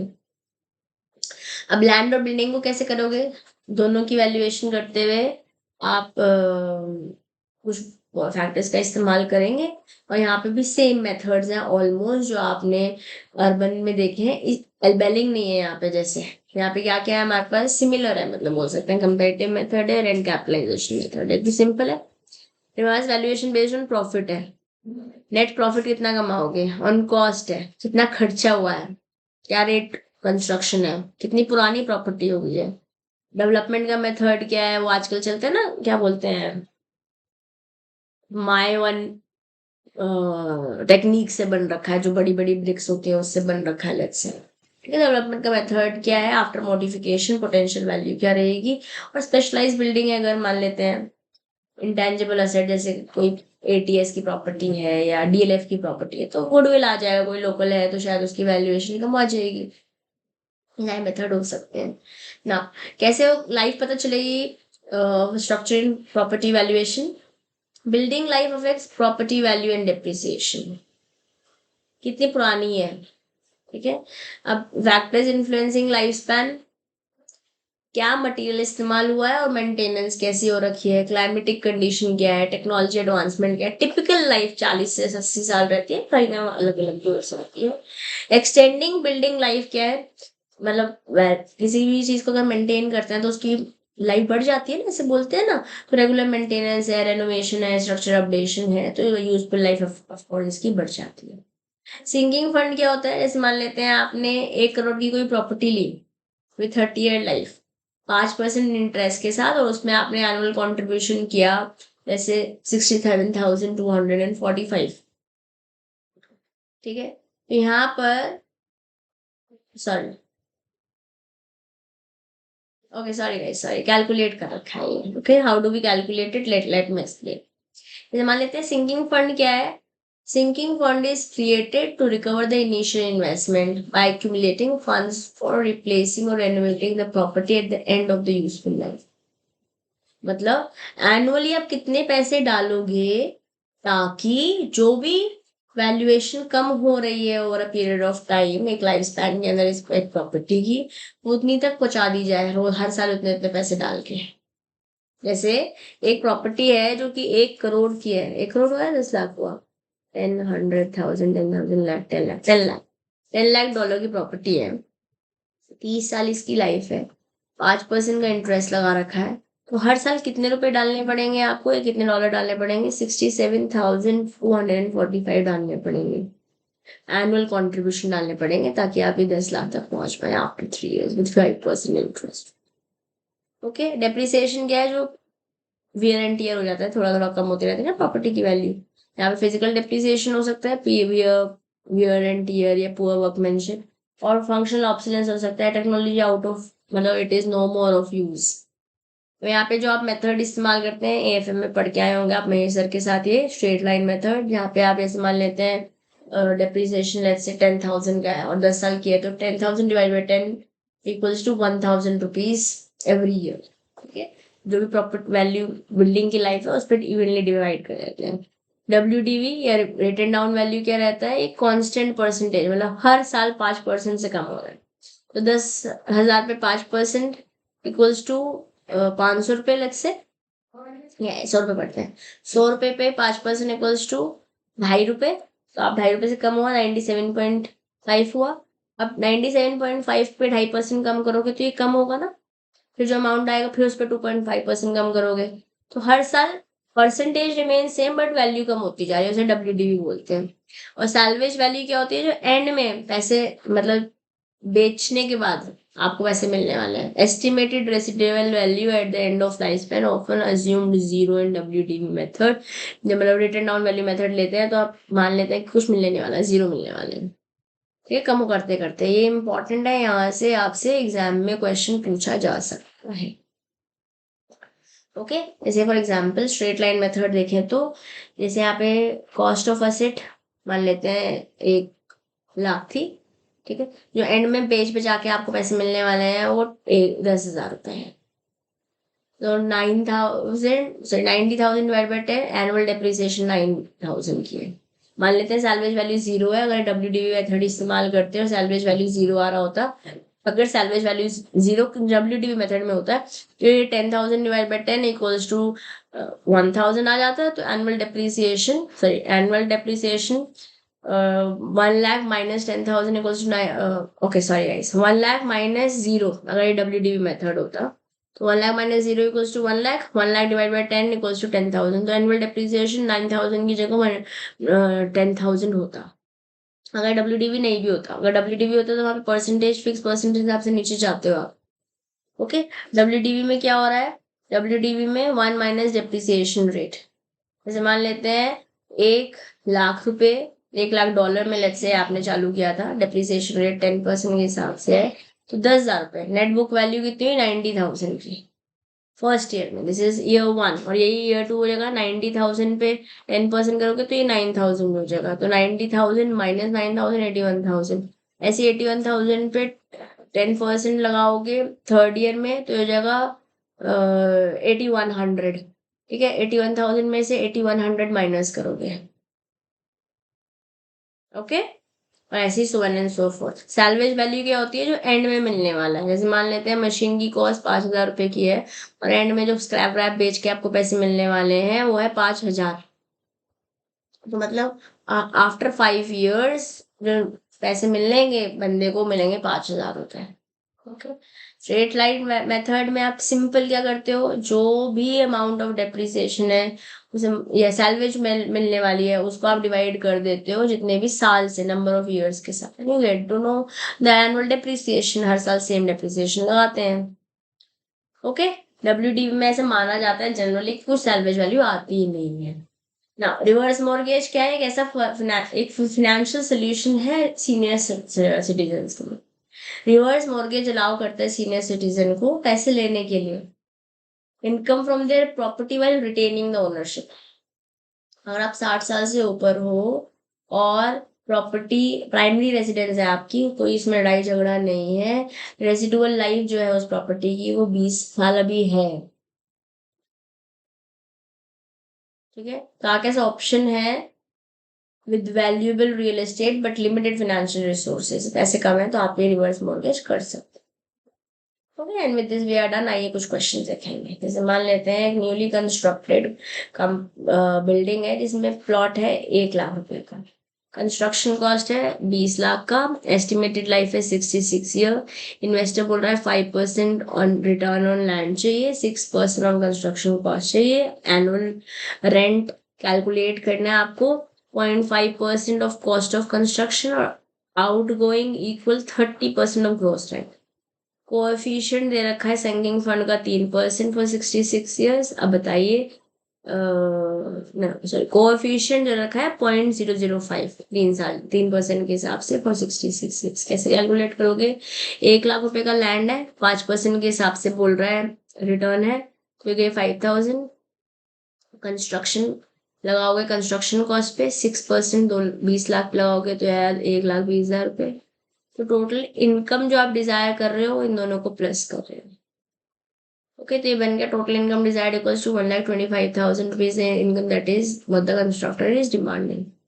अब एनुअल रेंटल हमको नहीं पता है, मान लेते हैं उसको आर मान लेते हैं, एक्स मान लेते हैं, जो मानना चाहो मान लीजिए। एनुअल रिपेयर बोल रहे हैं 0.5% के हिसाब से 20 लाख पर, ये हुआ 10,000 रुपये, ठीक है।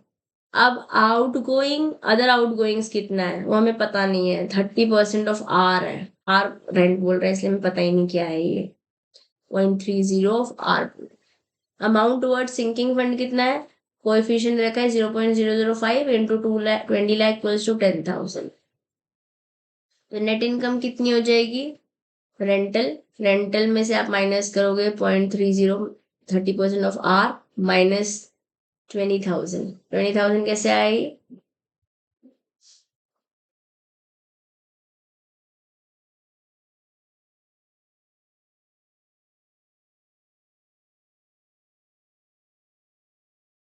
-20,000, ठीक है। इस स्टेटमेंट में से आपने ए माना था, इस स्टेटमेंट को आप बी मान लीजिए। ओके, तो आपको इनकम डिजायर्ड भी पता है और नेट इनकम भी पता है, इस तरीके से। अब इक्वेट कीजिए, क्या इक्वेट करोगे? 1 minus 0.3 equals to 0.70, 0.70 R minus 20,000 equals to 1,25,000। R निकाल लीजिए, कैसे निकालोगे? 0.70 R equals to 1,25,000 plus 20,000 equals to 1,45,000 divide by 0.70। Calculate कीजिए, आंसर आइए, आंसर आएगा 17,262 रुपीज। बेसिक मैथ्स तो हम जानते हैं सब करना। चलिए, अब टेम्पररी स्ट्रक्चर दे रखा है constructed at a cost of 1,20,000, salvage बोल रहे हैं एंड में 30,000 रुपये आ जाएगा, तो 1,20,000 माइनस 30,000 डिवाइडेड बाय 6 से आप डेप्रिसिएशन निकाल पाओगे स्ट्रेट लाइन मेथड से। यह है आपका 90,000 divide by 6 equals to 15।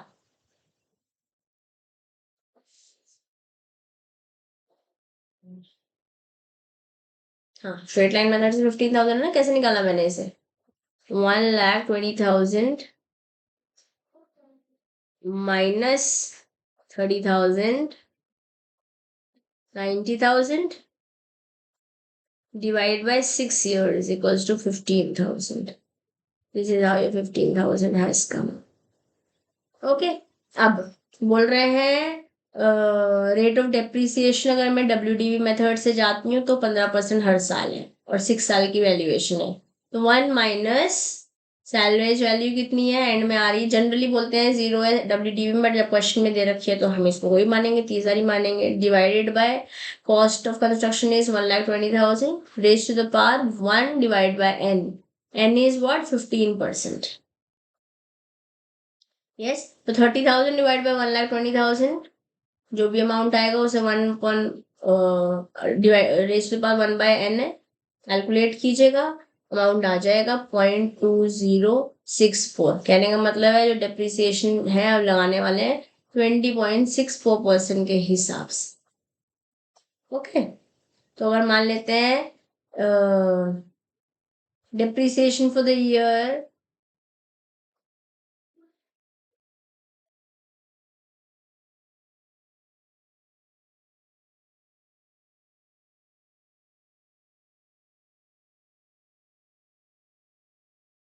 Give me moment, WDV निकालना है, अच्छा ठीक है।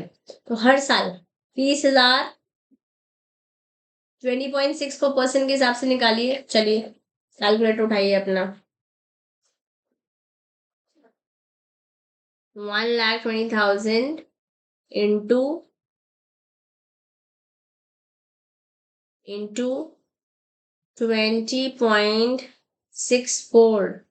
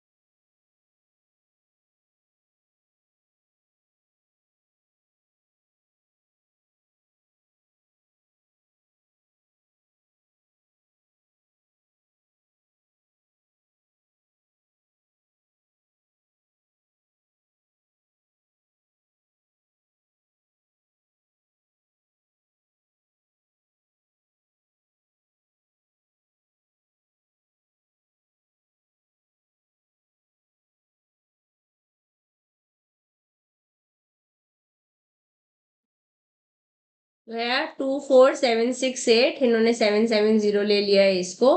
कैसे किया मैंने? 1,20,000 का 20.64%। ठीक है, तो उस उतने अमाउंट मैंने राउंड ऑफ करके एक्यूमुलेट कर दिया। ओके, अमाउंट कितना हो जाएगा? -1,20,000 95,232। मेरा 32 इसलिए आ रहा है क्योंकि मैंने 68 लिया था, इन्होंने राउंड ऑफ कर रखा है इसलिए 30। 1,20,000 में से माइनस करोगे 24,770, तो ये अमाउंट आएगा। ओके, अब जो ये अमाउंट आया 95,230, इसका 20.64% करते हो, 95,230 का 20.64% करते हो तो अमाउंट आएगा ये। अब ये माइनस कर दोगे तो ये आएगा, ऐसे ये नीचे चला जाएगा। ठीक है, रहेगा 7,5,580 का 20.64%। ये अमाउंट आ गया, माइनस करेंगे ये अमाउंट आ जाएगा। अब ये अमाउंट का 5,9,980 इंटू 20.64 करेंगे। इस तरीके से कैलकुलेट करते करते एंड में आपको 30,000 रुपये सैलवेज वैल्यू ही दिख रही है। और अगर 30,000 ही आ रही है जो क्वेश्चन में दे रखा है तो इसका मतलब आप सही जा रहे हो। ओके, चलिए अब बात करनी है find out the encumbrance factor and value of the usable FSI from the following particulars. Land area दे रखा है, टोटल बिल्डअप एरिया दे रखा है, परमिसिबल एफएसआई दे रखा है, रेट ऑफ कंस्ट्रक्शन दे रखा है, रेट ऑफ लैंड कॉस्ट दे रखा है, डिजायर रेट ऑफ रिटर्न दे रखा है, यूजेबल कार्पेट एरिया बता रखा है, मंथली रेंटल भी बताया है। तो आप सोल्यूशन कैसे निकालोगे? कॉस्ट ऑफ कंस्ट्रक्शन क्या हो जाएगा? दिस जितना area built up area into cost of construction, या आपका 10,25,000 रुपये। एफएसआई यूज हो रहा है 205 के हिसाब से, 2,000 रुपये मल्टीप्लाई करोगे तो यार 4,10,000 टोटल कॉस्ट हो जाएगी। दोनों को मिला दिया अपन ने, A + B कर दिया। ठीक है, अब डिजायर रेट ऑफ रिटर्न है 9% के हिसाब से, तो 14,35,000 को 9% से मल्टीप्लाई करोगे तो आपके पास आया 1,29,150 रुपीज का डिजायर्ड यील्ड है। अब एस्टिमेटेड यील्ड कितना होगा ये तो आप चाहते हो, बट एस्टिमेट करोगे तो 50 पर मीटर है ना monthly rental, into 155 into usable और 12 महीने के हिसाब से this is 12 months, my around आया 93,000। आप चाह रहे हो इतना, बट अगर कैलकुलेट करते होते हो तो आया है इतना। ओके, तो इसको मैं करती हूँ यूजुअल, जो यूजुअल आउटगोइंग रहती है वो रहती है 1/6। ये आपको मार्क करके दे रही हूँ मैं, आप याद रखिए इसको। यूजुअल आउटगोइंग कितनी रहती है? 1/6। ये क्वेश्चन में नहीं भी दिया हुआ है, we should know about. Okay, 93,000 का बाय 6 करते हैं तो आया 1 लाख, सॉरी 15,500 रुपये। नेट एनुअल यील्ड कितनी हो जाएगी? C minus D, 93,000 minus 15,500। तो जो एनकम्बरेंस फैक्टर होगा, जो प्रॉब्लम आ रही है बेसिकली, वो आ रही है नेट एनुअल यील्ड को आप डिवाइड कर देते हो एस्टिमेटेड यील्ड के साथ, ये बन जा रहा है 0.833। तो FSI जो आप यूज करोगे, यूजेबल FSI जो रहेगा, ओके, वो जो कैलकुलेट भी करना था आपको, वो रहेगा 533, जो भी लैंड एरिया है उसे माइनस कर देंगे, you will reduce it by 205, जो बिल्डअप एरिया है। ओके, तो बन गया 328 मीटर स्क्वायर। अब 328 मीटर स्क्वायर को मल्टीप्लाई कर दोगे इस एनकम्बरेंस फैक्टर के साथ, मल्टीप्लाई कर दोगे रेट ऑफ लैंड कॉस्ट के साथ, तो अमाउंट आ जाएगा this, and that's your answer. Guys, you will have to spend some time post the session, especially on unit 29 and 30. Numericals हैं, बहुत न्यूमेरिकल एग्जाम में नहीं आते हैं, बट ऐसे एग्जाम्पल बन जाते हैं। ठीक है, चलिए, which one of the following statement in respect of reverse mortgage loan is appropriate? Reverse mortgage loan provides the person who owns the house to retain and release capital without affecting sale. That's correct, but that happens only beyond 60 years of age. So if you are age of 55, you are not eligible. That's a true statement. Okay. Actually, 55 is vague. 60 plus is allowed. Is not eligible. Appropriate पूछ रहा है. Under RML, the borrower is required to service the interest when called for. That's not correct. The borrower's stake is low initially in RML. That's also not correct. The only statement that's correct is this one. Appropriate. ठीक है? And with this, we are done, guys. Join this Telegram group. Also join CM में दिशा दुआ Telegram group, so that post the session अगर आपको कोई question आता है तो आप मेरे से बातचीत कर पाएंगे। कंसेप्ट्स आपने मेरे साथ पढ़ लिए हैं, MCQs आप महेश सर के साथ पढ़ रहे हैं। मैं आपके लिए जल्दी एक मॉक टेस्ट पेपर भी लेकर आऊंगी। आप महेश सर के साथ तब तक MCQs प्रैक्टिस करिए। कोई क्वेश्चन कंसेप्ट में आता है तो आप मेरे से टेलीग्राम पे जुड़ सकते हैं। I will also be sharing these notes with you, okay, so that post the session आप कंटेंट कंज्यूम कर पाए। अभी लेते हैं आपसे अलविदा दोस्तों, मिलेंगे नेक्स्ट सेशन में। Till then keep learning, keep growing. This is your friend and your teacher CM में Disha Dua, signing off for today. Bye bye.